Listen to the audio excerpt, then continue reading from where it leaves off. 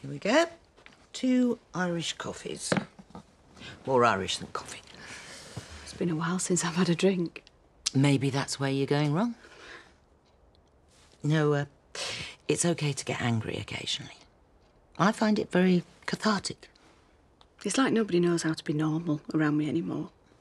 And everyone's tiptoeing around, worried in case they say the wrong thing. I know even Sam's scared about celebrating Christmas in case it upsets me. Well, have you spoken to your counsellor about it? Yeah, a bit.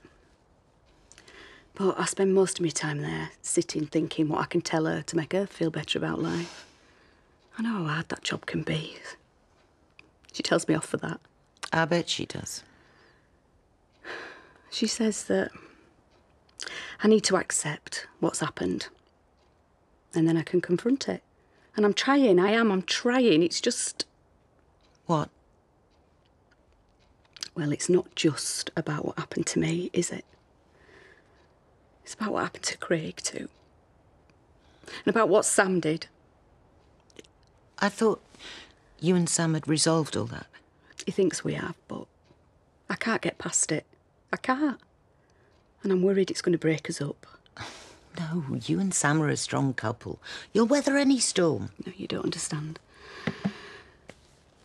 I don't think he's being honest with me. What do you mean?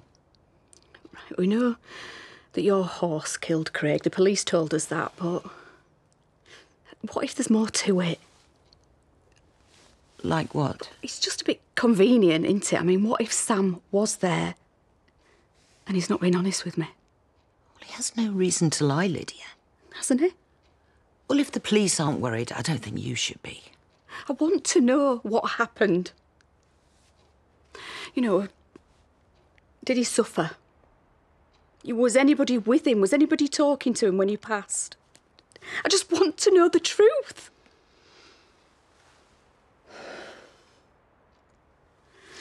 It was instant.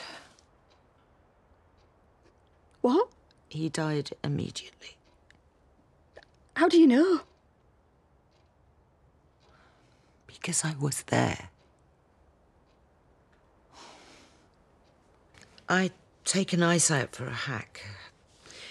We'd been out a while. We were both tired, so I decided to take a shortcut. I saw Craig. I went towards him. He'd been beaten, but was still very much alive. He asked me to take him to hospital. I refused.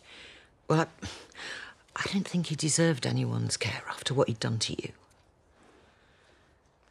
Go on. Well, as I say, I refused to engage. But as I tried to ride round him, he lunged at me. Ice got scared and reared up, and that was it. He was struck on the head as Ice came back down again. But it was his fault. He shouldn't have tried to grab me like that. Then what happened? Oh, I got down to see if he was okay. But there was nothing that could be done. Was anyone else there? No, it was just me. So you let me think it was Sam for all that time? You let him be arrested? What? I don't want the police sniffing round here. And I knew they'd drop the charges because there was no evidence, because Sam wasn't there. I'm sorry I didn't tell you. But I promise you, Sam beating up Craig had no bearing on anything. He died because he lunged at me and Ice reared up. It was self-inflicted. So that makes it all right?